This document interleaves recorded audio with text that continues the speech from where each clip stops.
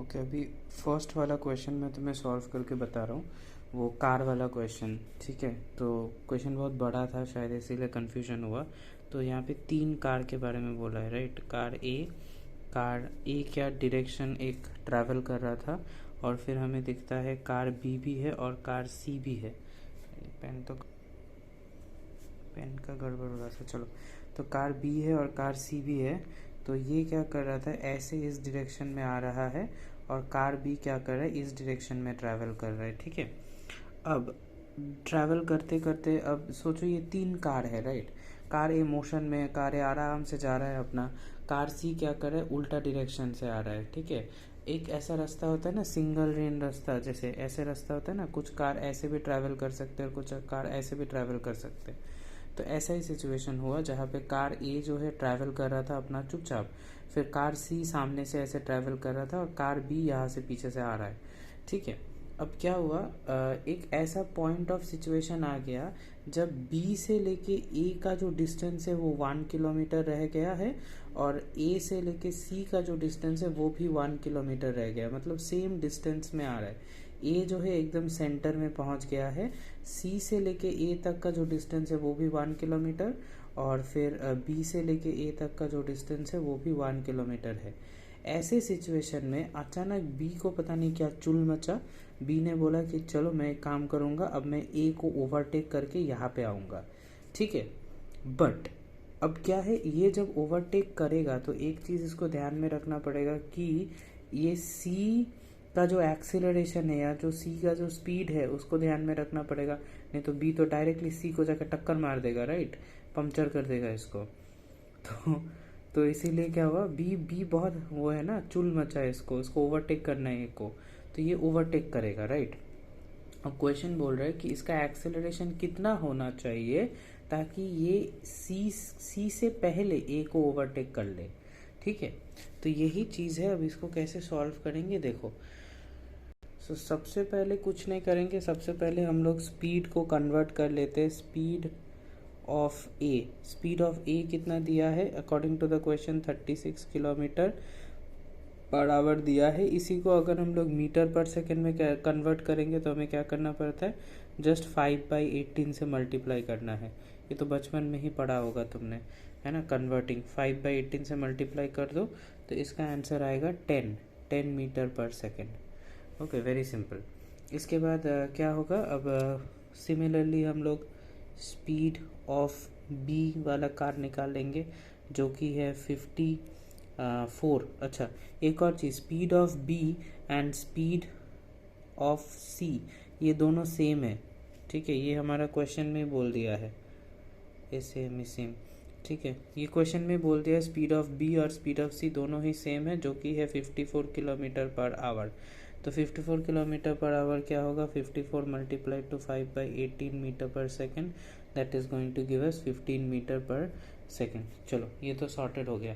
और एक चीज़ क्या है, यहाँ पे 1 किलोमीटर है, 1 kilometre is equals to 1000 metre. ये तो बहुत आसान है, राइट, ये तो पता ही है, 1000 मीटर।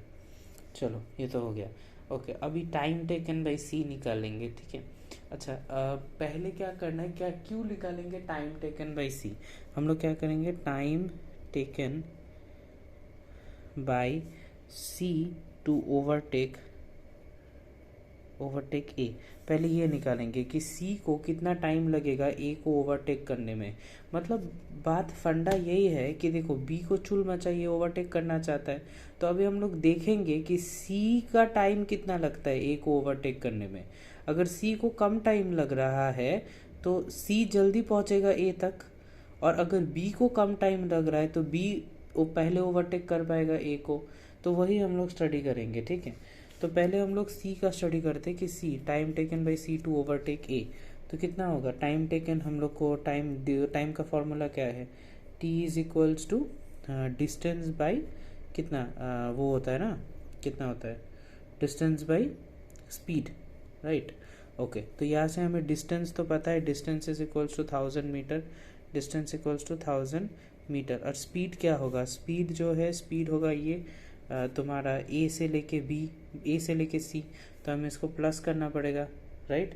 रिलेटिव स्पीड निकालना पड़ेगा, रिलेटिव स्पीड रिलेटिव स्पीड क्या होगा 10 मीटर पर सेकेंड प्लस कितना 15 metre per second, that is equals to 25 metre per second. तो हमें स्पीड मिल गया, relative speed over here we will be getting. तो इसी को हम लोग यहाँ पे पुट करेंगे, speed equals to 25 metre per second.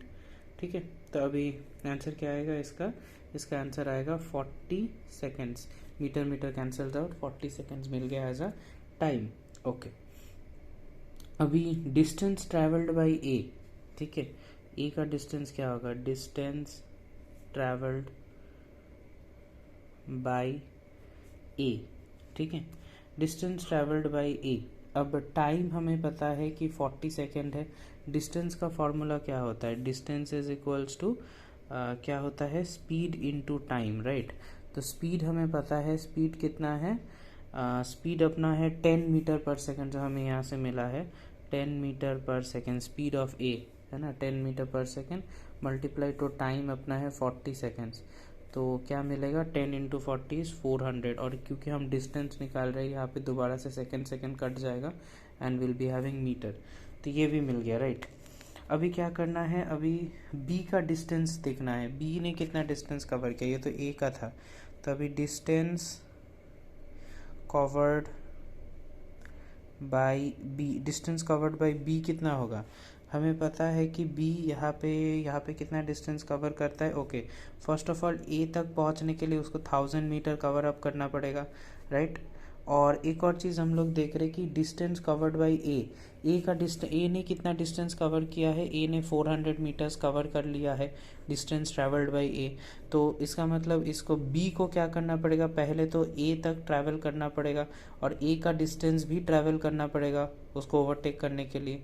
तो distance covered by B will be 1000 metre plus 400 metre, that is equals to कितना 1400 metre, sorry 1400 metre. Okay, now अभी हम लोग इसको फॉर्मूला में पुट करेंगे, डिस्टेंस कवर्ड तो हो गया है। ओके, अभी हमें क्या निकालना पड़ेगा, ओके, अभी यहाँ से मुझे एक चीज़ समझ में आ रहा है, क्या समझ में आ रहा है, 1400 मीटर्स जो है डिस्टेंस ट्रैवल करना पड़ेगा बी को, B has to travel 1400 metres to overtake A before C within 40 seconds. ये जो 40 सेकेंड्स है, ये तो सी का टाइम है ना, टाइम टेकन बाय सी। तो 40 सेकेंड्स में सी जो है ए तक पहुंचेगा, तो इसका मतलब बी को क्या करना है, ये 40 सेकेंड से पहले पहुंचना है। तो हमारे हाथ में अभी क्या क्या है, देखो हमारे हाथ में एस है विच इज़ डिस्टेंस, हमारे हाथ में और क्या है, टाइम है, राइट। और क्या है हमारे हाथ में, हाँ प्रिटी मच एवरीथिंग, टाइम भी है, एस भी है और यू भी है, राइट। तो अभी हम लोग फॉर्मूला में पुट करेंगे, तो फॉर्मूला में पुट करेंगे तो क्या होगा, s is equals to u t plus half a t square.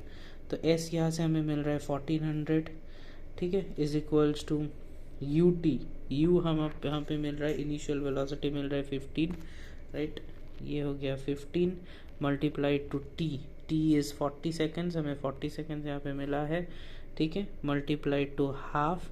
अब ए का वैल्यू पता है, नहीं ए ही तो निकालना है, क्वेश्चन ने तो वही बोला ना कि बी को एक्सेलरेशन कितना चाहिए, तो ए निकालना है, ए में क्वेश्चन मार्क है, मल्टीप्लाइड टू, उसके बाद टी स्क्वायर है ना, टी स्क्वायर इज अगेन 40 का स्क्वायर, राइट। तो इसको सॉल्व करेंगे तो हमें मिलेगा 800 is equals to a multiplied to 800। अभी इसको सॉल्व करेंगे फर्दर तो क्या होगा, 800 by 800 is equals to a which is equals to 1 meter per second. Okay, so this is the overall sum.